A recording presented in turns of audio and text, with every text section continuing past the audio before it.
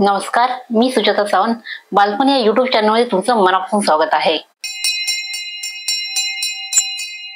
हा धडा मराठी बालभारती इयत्ता दुसरी या पाठ्यपुस्तकातला आहे आणि हे पाठ्यपुस्तक 1989 या वर्षी प्रकाशित झालं. धडा आहे मुक्तागिरी. मुक्तागिरी हे विदर्भातील एक रमणीय ठिकाण आहे. ते अमरावतीपासून सुमारे 60 किलोमीटर अंतरावर आहे.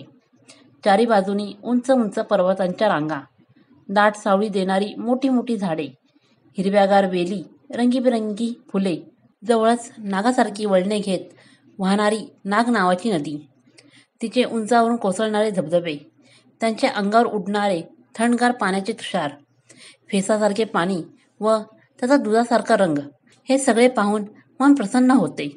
पायवाट झाडाझुडपातून लपत छपत जाते. डोंगरावर बांधलेल्या पायऱ्या उंच उंच जातात. वाटेत अनेक देवळे दिसतात. काही वाटा भुयारातून जातात, त्या लेण्याकडे जातात. हे सगळे दृश्य मनाला आनंदित करते. गुफा, लेणी आणि देवळे जैनांनी बांधलेली आहेत. पार्श्वनाथ हे जैनांचे श्रेष्ठ धर्मगुरू.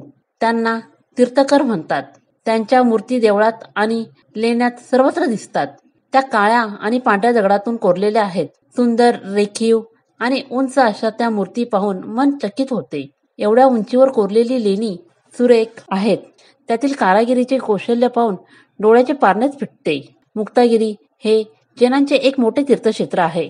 नाग नदीच्या पात्रात मोठमोठे दगड आहेत. त्यांचे आकार मजेदार आहेत. दुरून ते निरनिराळ्या प्राण्यांसारखे दिसतात.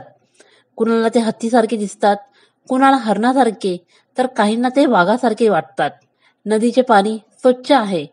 तळाशी पडलेली सुई देखील स्पष्ट दिसते. लहान लहान मासे गर्दी करून पोहत असतात. त्यांच्या चपळ हालचालीमुळे करमणूक होते. डोंगराच्या पायथ्याशी मुक्तागिरी नावाचे छोटेसे गाव आहे. तेथील लोक स्वभावाने प्रेमळ आहेत. यात्रेकरूंचे आणि प्रवाशांचे ते मनापासून स्वागत करतात.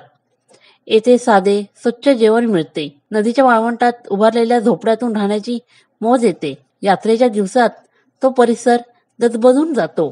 सर्व धर्मांचे व पंथांचे लोक या यात्रेला जातात. कुठलाही भेदभाव तेथे दिसत नाही. सगळ्या भेदभावापासून हा गिरी लोकांना मुक्त ठेवतो. मुक्तागिरी हे नाव त्याला शोभून दिसते.